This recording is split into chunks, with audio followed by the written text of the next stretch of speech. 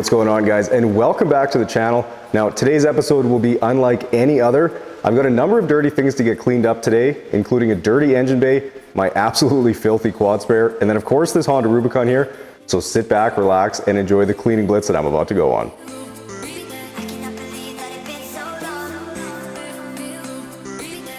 Okay guys, well just before I get to work on the quad here, I'll show you what I'm dealing with today.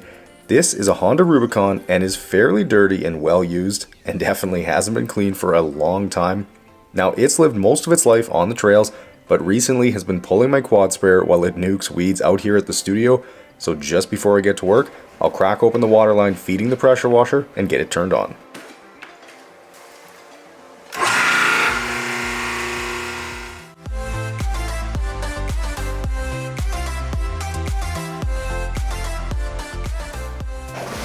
Alright guys, well just like with any car, truck, or SUV, the first thing I'm going to be doing here is using my pressure washer to spray off any of the dirt or debris that's on the quad here.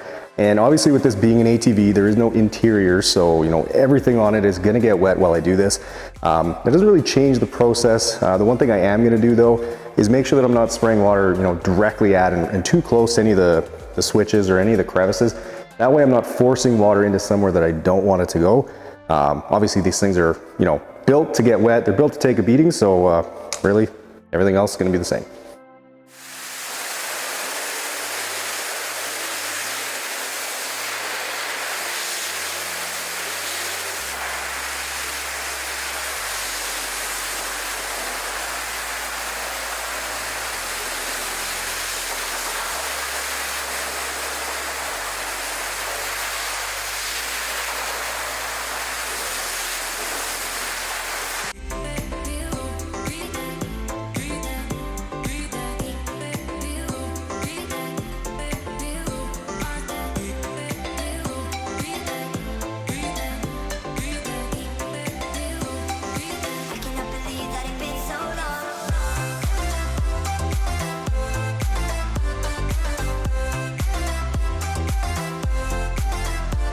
Alright, working my way around the quad, and to give you a little bit of background on it, this is actually my own personal quad.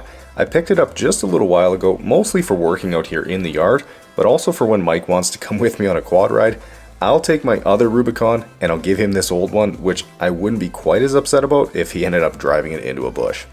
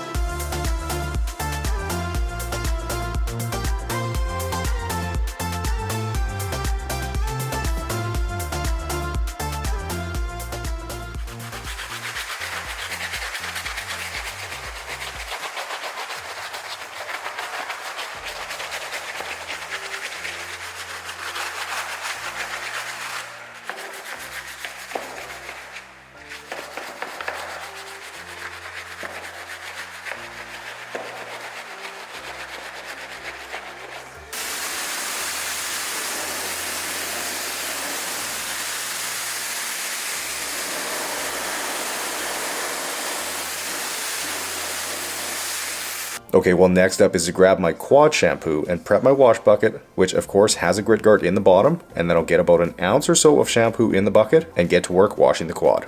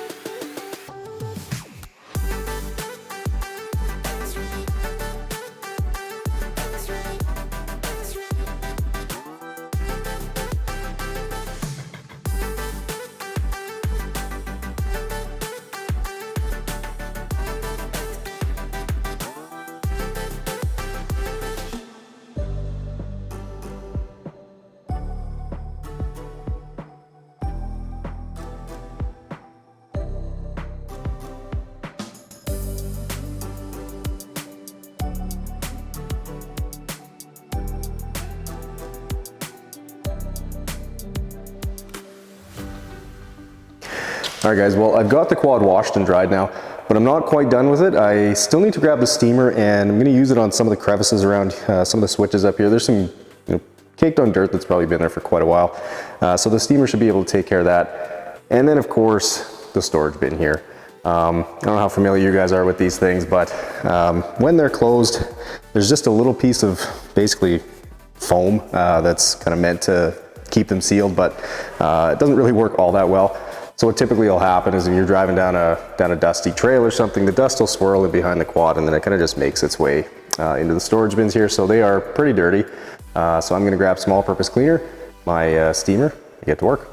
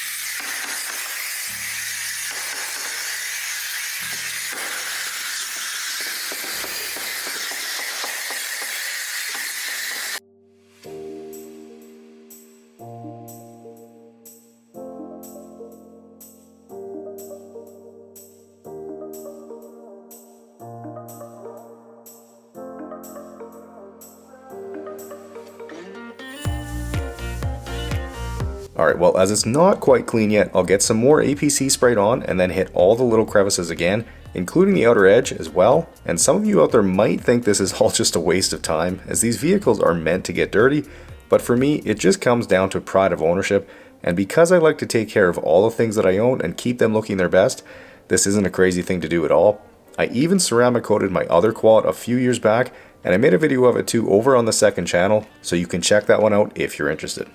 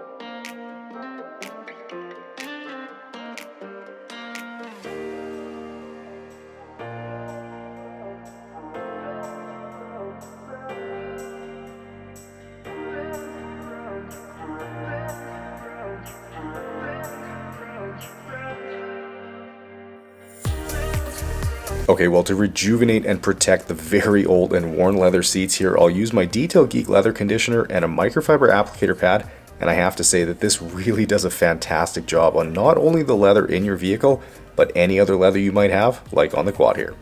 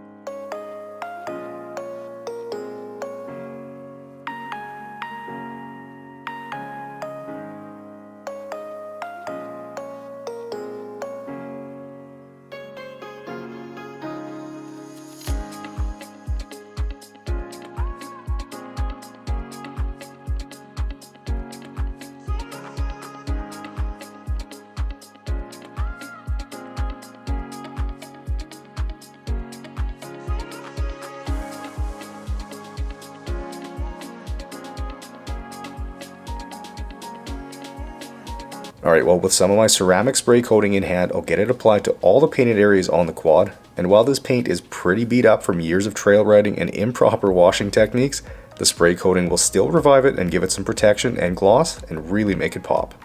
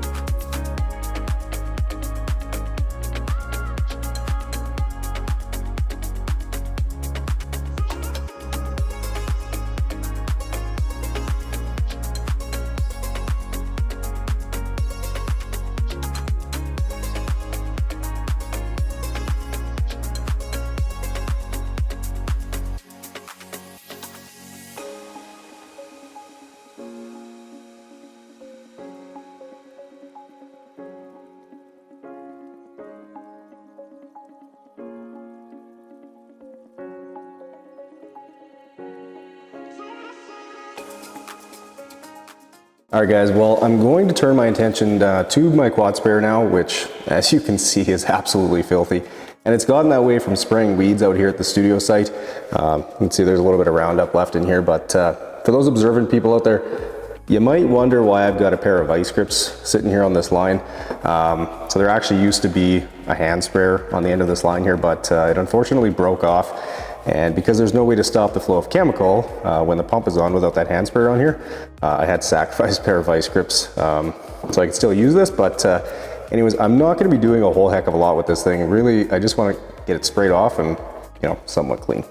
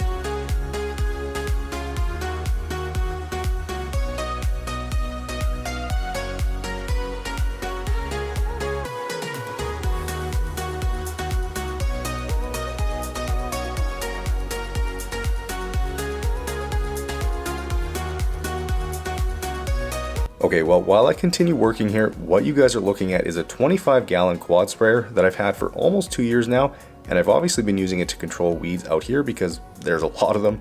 And speaking of the yard, if any of you are at all curious to see a little bit more of it, well, I've done a couple of day in the life vlog style videos over on the second channel, the Detail Geek 2, where I'm out working in the yard, and I also have a ton more footage coming your way very soon, so be sure to check those out.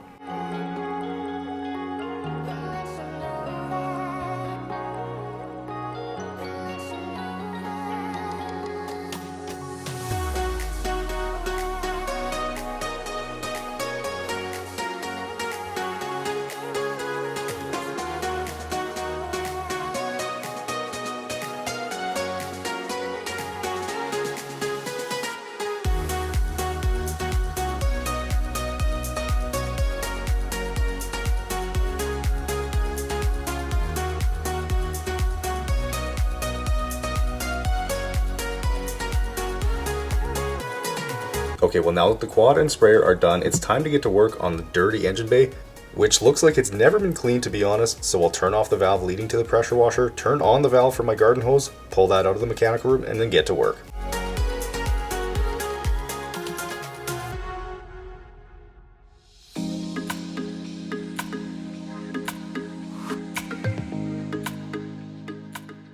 Alright guys, well the first thing we're going to do here before getting started is disconnect the battery. And if you guys aren't aware, always disconnect the negative terminal first and then the positive, which has always seemed a little bit counterintuitive to me, but that is just the way to do it, and that's the way to keep yourself safe.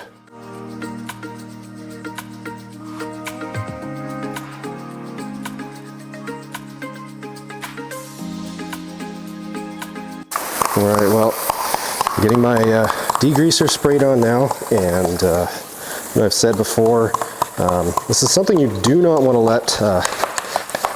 let sit for too long. You don't want it to dry because it can actually permanently stain plastics. So you do have to work quick, but stuff's pretty powerful and should take care of this grimy engine bay no problem.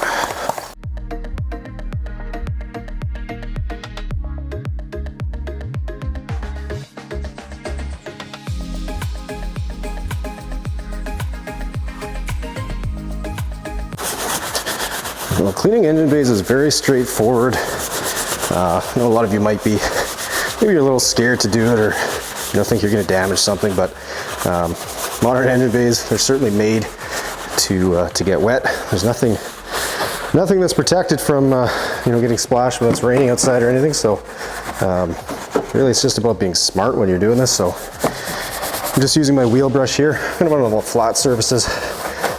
And then I'll switch to some smaller brushes to get into the tighter spaces, but yeah, this whole process should only take me about 20 minutes.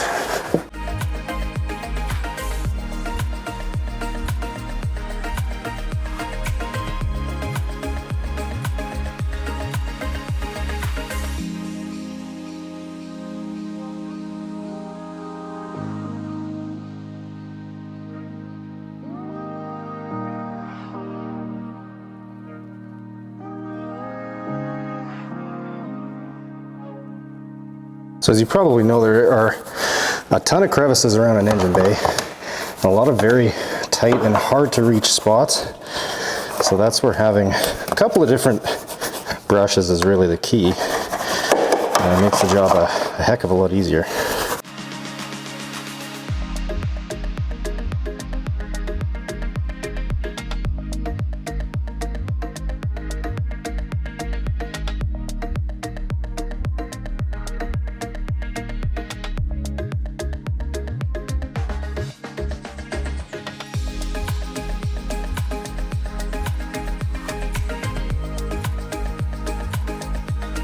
So one thing I've seen people ask before is whether or not you can use a pressure washer on your engine bay. Honestly, that's not something I would recommend doing, as most pressure washers are going to have a little too much power, a little too much pressure, and they can force water into places they shouldn't go, into electrical connections, that sort of thing. So just using a hose to rinse this off after is by far the safer way to do it.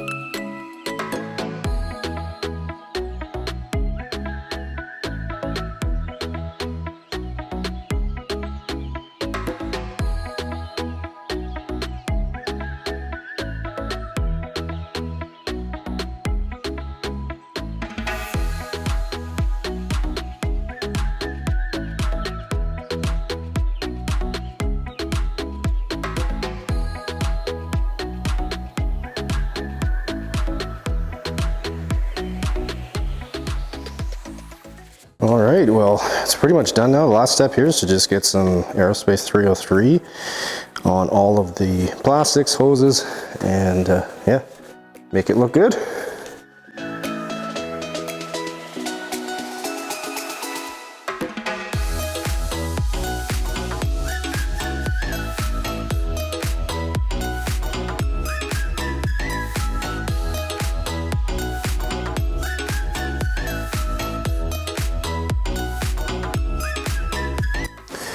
All right, well, the last step here is to just get the battery reconnected and do that in the same order that I disconnected it.